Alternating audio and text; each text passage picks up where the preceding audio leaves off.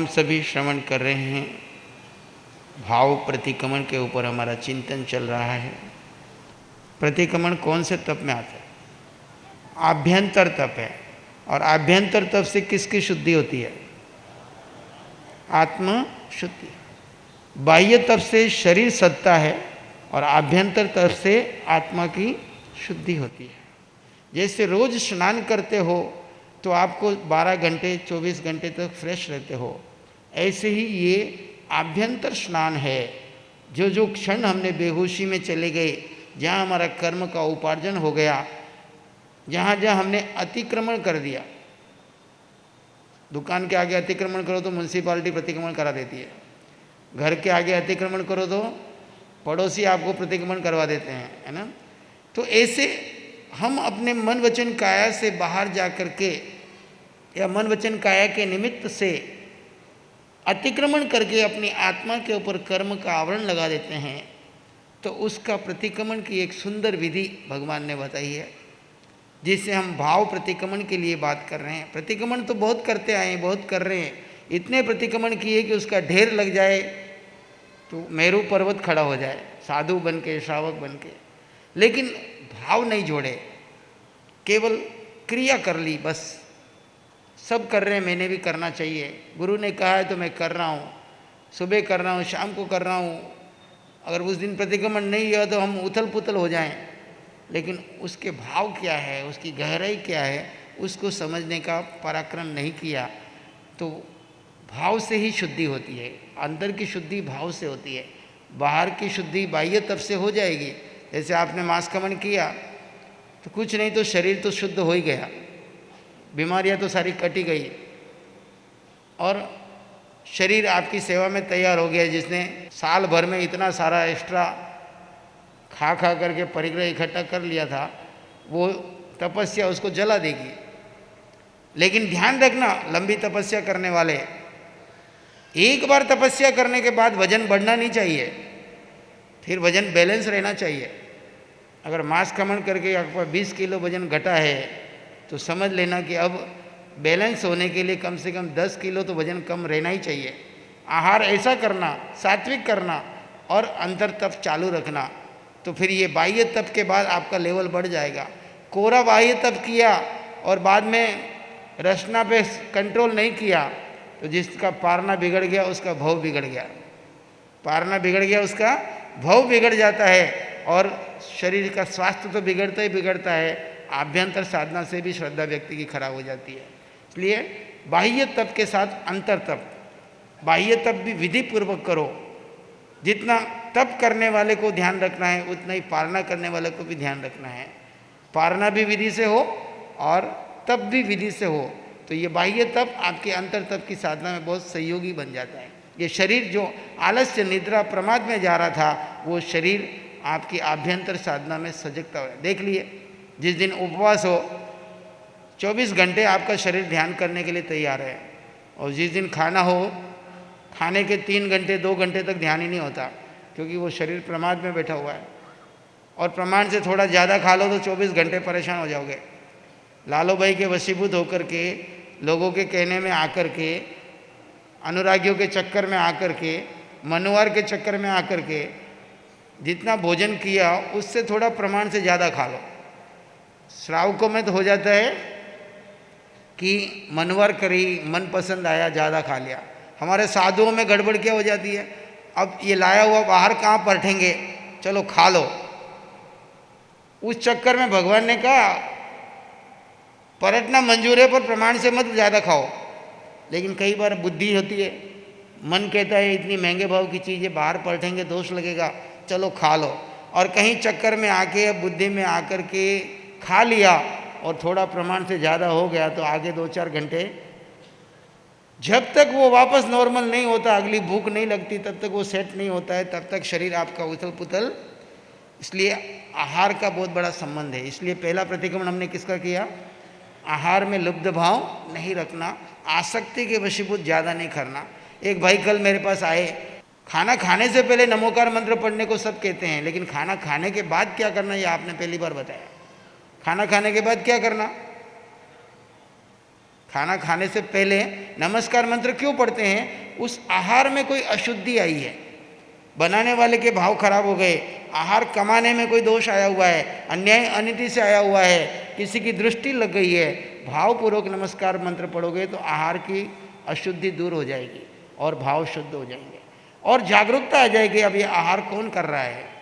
नमस्कार मंत्र खाली ऐसे फटाफट पूर्ति नहीं करना है, एक नमस्कार मंत्र पूरा भावपूर्वक धीरे धीरे पढ़ोगे तो आपको भान आ जाएगा इस बीच में कि मैं कौन हूँ और आहार कौन कर रहा है। फिर पूरी जागरूकता के साथ आहार शरीर करेगा, मैं दृष्टा भाव में रहूँगा। और जब आहार पूर्ण हो जाए उसके बाद फिर प्रतिक्रमण करो, कृतज्ञता ज्ञापित करो बनाने वाले के प्रति, आहार पैदा करने वाले के प्रति, जिन्होंने भी इस आहार को यहाँ तक पहुँचाया, इस शरीर को पोषण कराया, उन सब के प्रति कृतज्ञता का भाव। जितना इस भोजन में आरंभ समारंभ हुआ उसकी भी आलोचना प्रतिक्रमण, और इस भोजन करते हुए मैं आसक्त हुआ, लुब्ध भाव हुआ, बेभान होकर के भोजन किया, विवेक नहीं रहा, तो उसका भी प्रतिक्रमण करो। ऐसे प्रतिक्रमण करने से आपके कर्म के बंधन उसी समय क्षय हो जाएंगे और ऐसे सजगता आपकी बढ़ती जाएगी, हर क्रिया में बढ़ती जाएगी।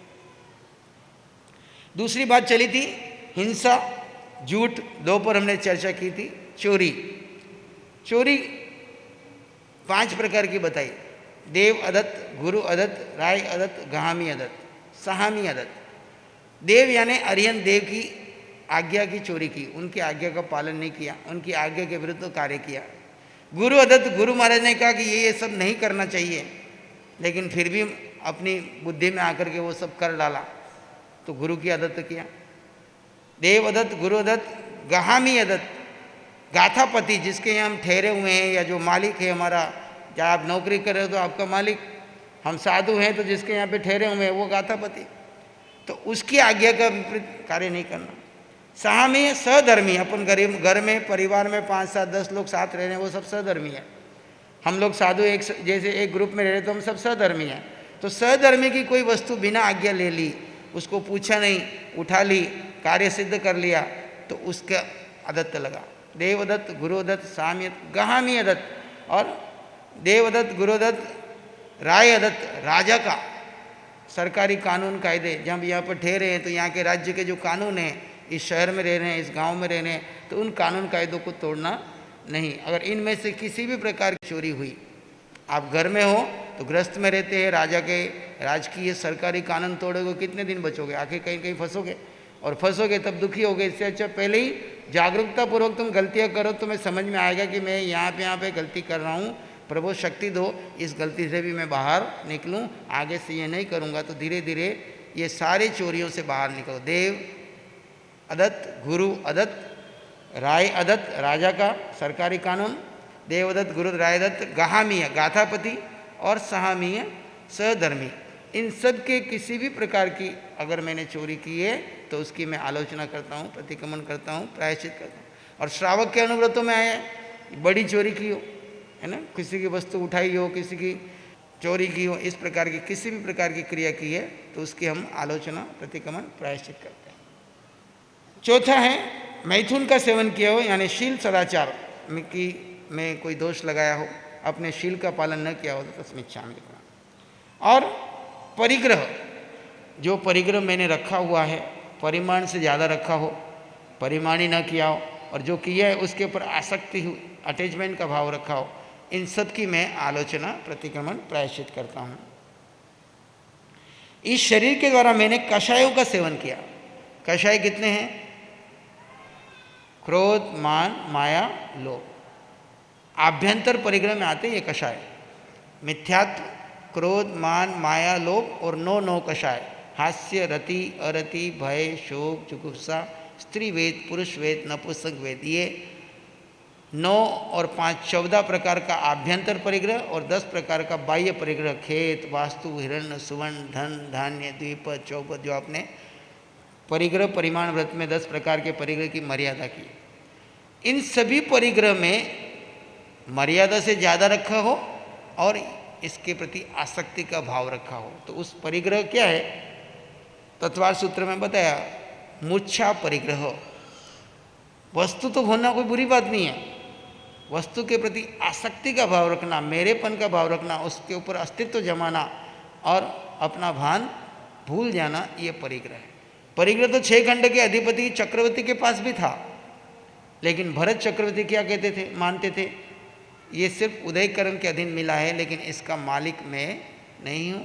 प्रजा का माल है, प्रजा है, मैं तो सिर्फ बीच में एक कर्म बाकी है इसलिए राज्य कर रहा हूँ, लेकिन ये राज्य मेरा नहीं है, मैं इस राज्य का नहीं हूँ, मैं तो आत्मा हूँ। ये भेद विज्ञान उनका अंतर में चलता रहता था। इसी कारण तो वो कहानी सुनाते हैं कि कटोरे वाली, कि किसी ने उनके ऊपर आरोप लगा दिया कि भगवान भी इनके अपने बेटे का मोह में आ गए, बेटे के लिए ऐसा कह रहे कि ये मोक्ष जाएगा, इतना बड़ा राजा, इतनी रानियाँ, ये कहाँ से मोक्ष चला जाएगा।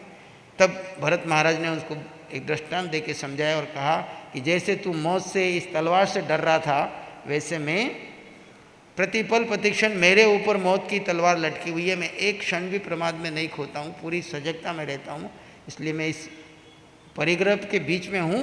पर परिग्रह मेरा, ऐसे आप घर में हो पर अंदर से पूरे सजग रहना है कि ये घर मेरा नहीं है, ये परिवार मेरा नहीं है, ये शरीर मेरा नहीं है, कोई फाइल बाकी है, इनके साथ रह रहा हूँ, इनके साथ कर्तव्य का पूरा पालन करता हूँ, पर इनके प्रति कहीं पर भी आसक्ति का भाव, जहाँ आसक्ति है वहाँ परिग्रह है, और जहाँ परिग्रह है वहाँ पर पाप है।